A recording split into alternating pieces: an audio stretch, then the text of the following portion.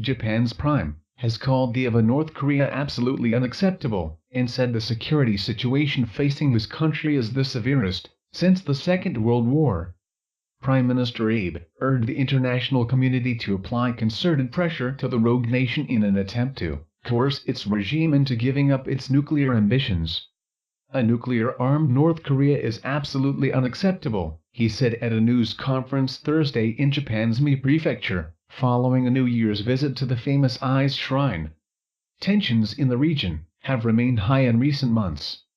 In September, the North Korean regime carried out its sixth and most powerful nuclear test. Its most recent missile test, during the early hours of November 29, landed in Japan's exclusive economic zone. Without giving in to any provocative action, we must change the North Korea's policy by maximizing the pressure in complete solidarity with the international community, Abe said. Abe underlined the graveness of the situation by comparing it to the Second World War, a conflict which was finally ended with the dropping of 2 atom bombs, the precursor to today's nuclear weapons, on Japanese cities. It is not an exaggeration to say the security environment surrounding Japan is at its severest since the war, he said. By raising pressure on North Korea, together with the international community, I intend to do my utmost to solve North Korea's nuclear, missile and abduction issues.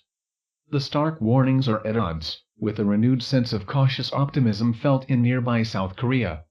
On Wednesday, a cross-border hotline connecting North and South Korea, which had lain dormant for 2 years, rang once again, in what has been widely regarded as a major diplomatic breakthrough.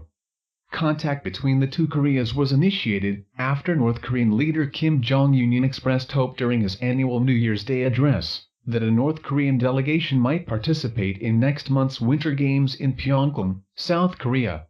In September, figure skaters Ryum Tae-ok and Kim Joo-sik became the first North Korean athletes to qualify for the Games, a development that could have diplomatic implications as well as sporting ones.